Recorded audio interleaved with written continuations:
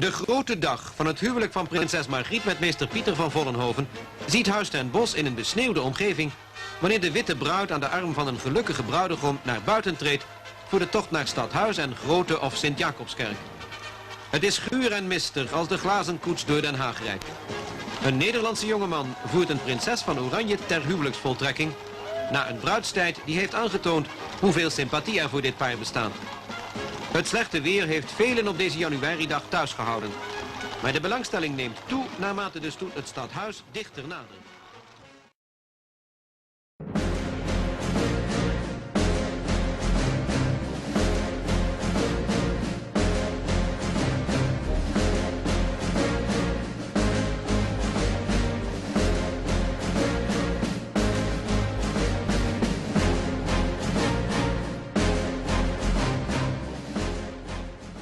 The Torrey Canyon lay in her death throes, her back broken, her fight against fate lost irretrievably. Less than 2 weeks ago, a fine ship of more than 60,000 tons now lay broken.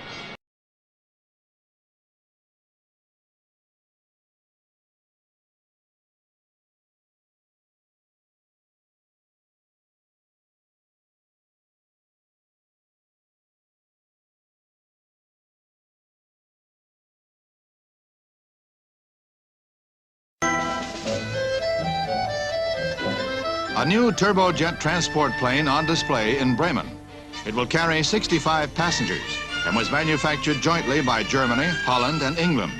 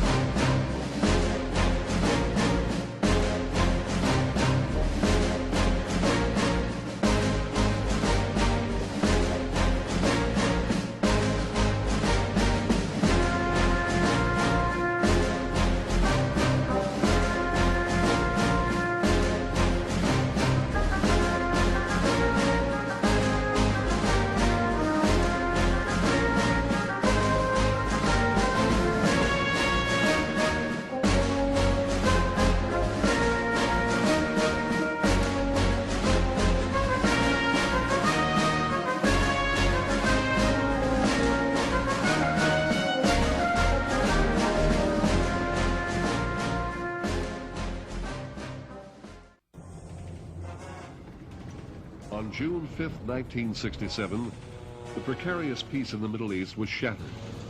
The hostilities that simmered between Israel and her Arab neighbors had been kept in check by United Nations observers for 10 years. When those troops were withdrawn at the insistence of Egyptian President Nasser, tensions exploded into warfare. Fearing attack from the Arab countries at her borders, Israel launched a preemptive strike on Syria, Egypt, and Jordan. Led by General Moshe Dayan, Israeli forces attacked Arabs in the Sinai Desert, the Gaza Strip, Jordan, Syria, and in Jerusalem itself. Israeli troops advanced toward the Suez Canal, overrunning the larger Egyptian army. Further north in Jordan, Israeli paratroopers captured the center of Jerusalem after fierce hand-to-hand fighting with Jordanian troops. And in Syria, Israeli forces advanced to the Golan Heights. Because the Arabs looked to the Soviet Union for support, most of the Western world stood behind Israel. The United Nations passed a ceasefire resolution, and President Johnson called for peace.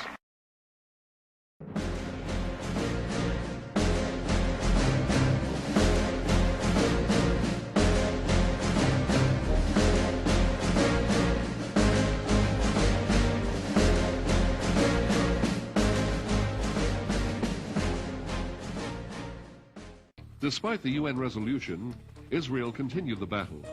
In the first 3 days, there were at least 100,000 casualties. Although both sides started with similar air forces, the Israelis wiped out the Egyptian Air Force in the opening stages of the campaign, with dawn attacks on airfields.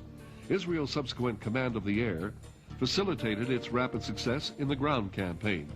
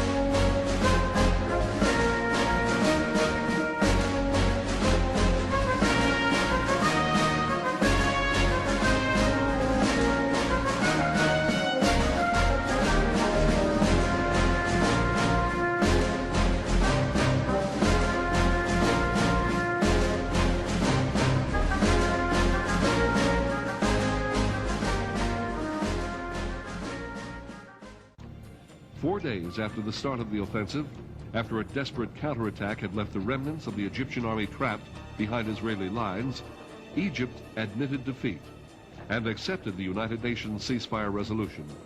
President Nasser resigned.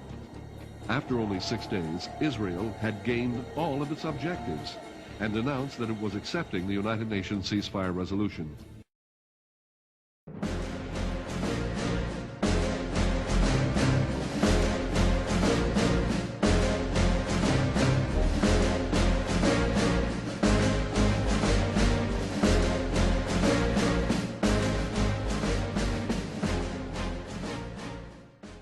As the last Arab general surrendered, Israel held territory many times its own size. When the war was over, Israeli forces occupied the whole Sinai Peninsula. The Arabs had lost the Old City of Jerusalem, the Gaza Strip, the West Bank, and the Golan Heights.